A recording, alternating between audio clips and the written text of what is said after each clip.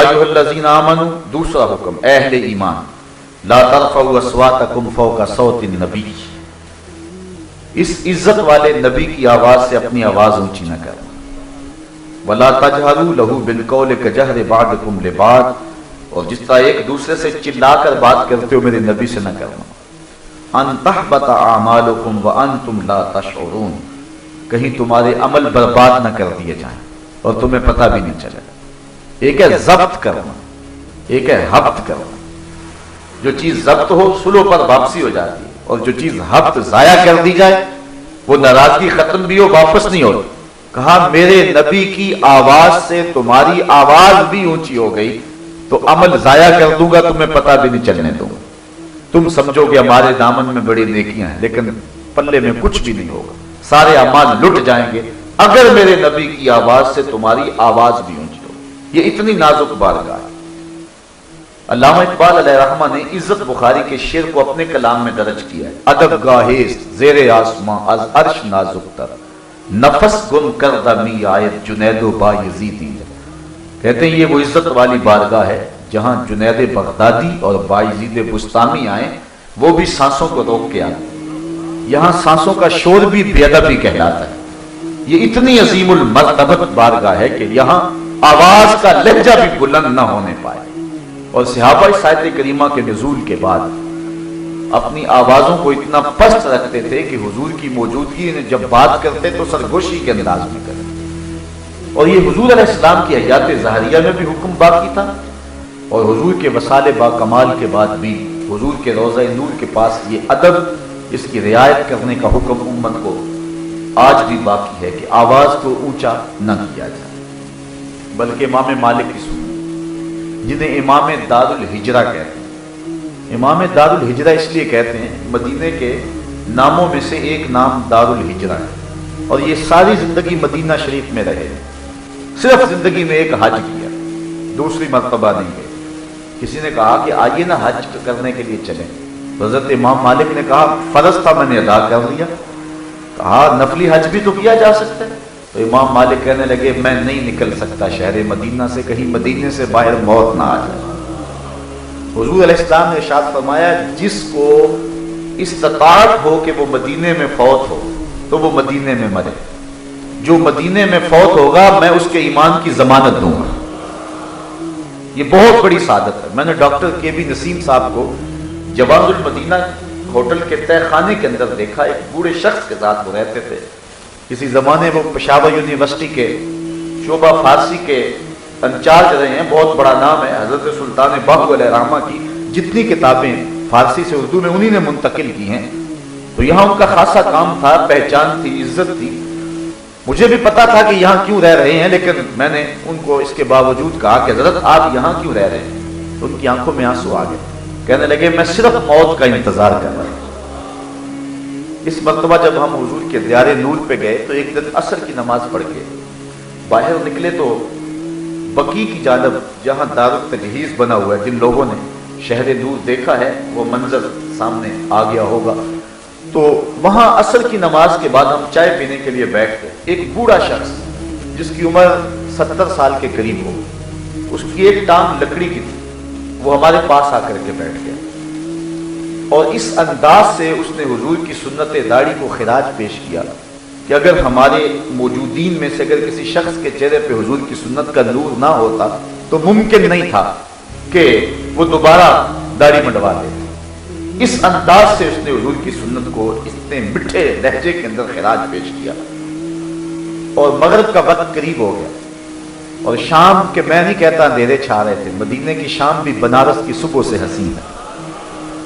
उस देश के पत्थर भी मखमल से लगे मुझको और नूर के सांचे में हर खार ढला देखो। मदीने की शाम भी जो है वो सुबहों से हसीन है, रोशन है। बल्कि वहां जब शाम होती है लगता है दिन चढ़ाया है।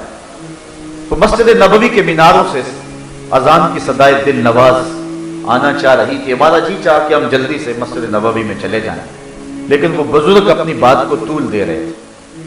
हमने उनसे जान छुड़ाने की पोजीशन में उनको सलाम किया और कहा कि अल्लाह आपको लंबी जिंदगी दे, हम जा रहे हैं, अल्लाह हाफिज, अस्सलाम वालेकुम। जब ये लफ्ज कह करके मैं वापस पलटा तो ان کے چہرے پہ میں نے دیکھا غصہ ہے، اور میں نے جب غور سے دیکھا تو ان کی آنکھوں میں آنسو تھے۔ میں بڑا پریشان ہوا۔ میں تو پاکستان میں بھی کوشش کرتا ہوں کسی کا دل نہ توڑا جائے، اور شہر مدینہ میں اس شخص کا میرے سے کوئی دل ٹوٹ گیا، کوئی جملہ میں نے بار بار اپنے لفظوں پہ غور کیا تو میرے لفظوں میں کوئی ایسا سکل نہیں تھا جو اس کے دل کے لیے بوجھ کا سبب بنتا۔ تو خیر میرے قدم رک گئے۔ میں نے کہا کہ بزرگوں، میں نے کیا بری بات کہی ہے؟ میں نے یہی کہا نا اللہ آپ کو لمبی زندگی دے، اور آپ ناراض ہو گئے۔ تو وہ بزرگ رو پڑے، کہنے لگے 46 سال ہو گئے مجھے مدینے میں موت کا انتظار کرتے، اور تم اب بھی مجھے زندگی کی دعائیں دے رہے ہو۔ میں تو چاہتا ہوں کہ مجھے شہر کے اندر موت آ جائے۔ تو وہ شہر جس میں مرنا بھی آبرو ہے، علامہ اقبال کے شہر میں آیا ہوں۔ چلو اس حوالے سے مجھے اقبال کا ایک قصہ یاد آ گیا۔ اقبال نے بھی آرزو کی ہے، آپ کلیات اقبال اٹھائیں، بحضور رحمت للعالمین، اس عنوان کے ساتھ اقبال کی مصنوی کے اندر ایک آرزو ہے۔ وہ حضور کی تعریف کرتا ہے، مدح و ستائش کرتا ہے۔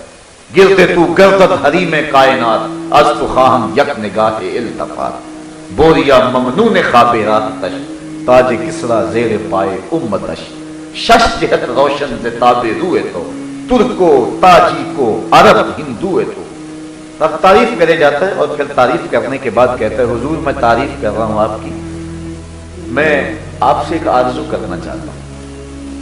پھر اقبال دوبارہ حضور کی مدح شروع کر دے، کہتا ہے ہمت نہیں بڑھ رہی، چھوٹا منہ بات پڑی۔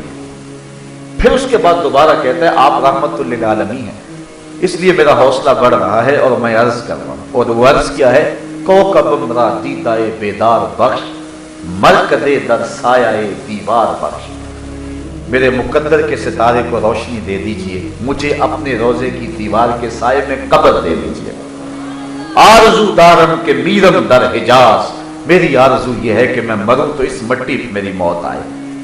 اچھا یہاں تک عجز ہی عجز ہے، لیکن اس واقعہ کو بیان کرنے کے بعد، اس عرض کو بیان کرنے کے بعد آپ بس میں پڑے اقبال کے تہوے بدل گئے۔ پھر اقبال آسمان کی طرف سر اٹھا کے کہتا ہے، پھر جب مجھے یہ اعزاز مل جائے تو پھر میں اس آسمان کو کہوں لانا اپنے ستارے، لا شمس و قمر، اے آسمان اپنے دامن میں چمکتے ہوئے یہ کمکمے اور یہ ستارے جن پہ تمہیں ناز ہے، ذرا لے گیا میری قبر کے ذروں کا مقابلہ تو کر کے دکھا۔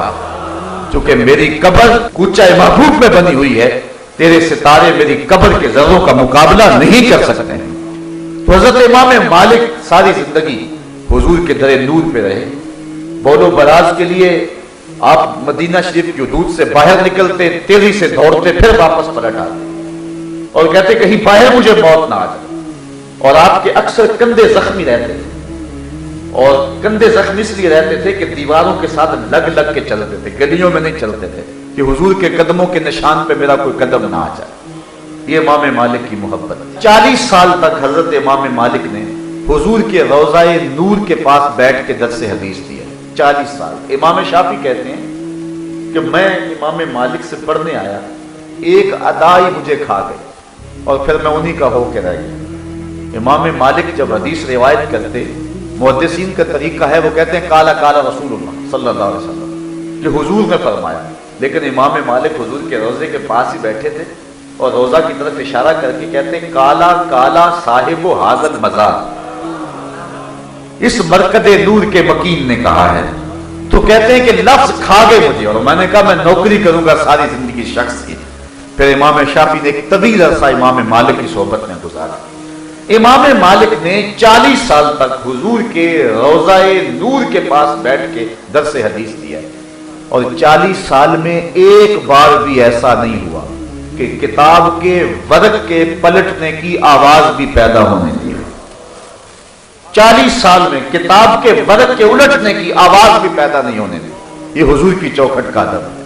لے سانس بھی آہستہ کے دربار نبی، اے ایمان والو میرے نبی کی آواز سے آواز اونچی نہ کرنا۔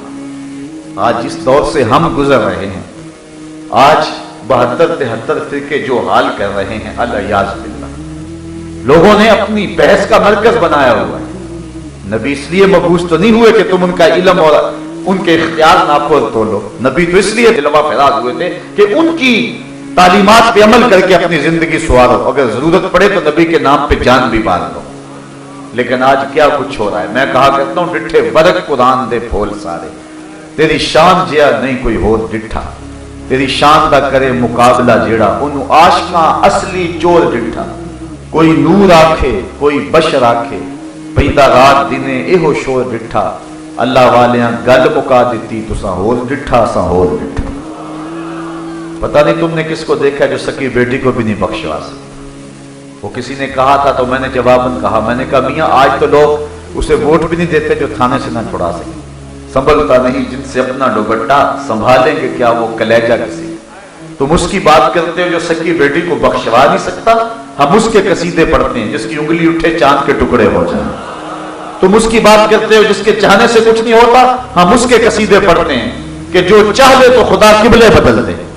तुम उसकी बात करते हो जो सकी बेटी को बख्शवा नहीं सकता, हम उसकी नात खानी करते हैं जिसने कहा फातिमा जन्नती औरतों की सरदार है।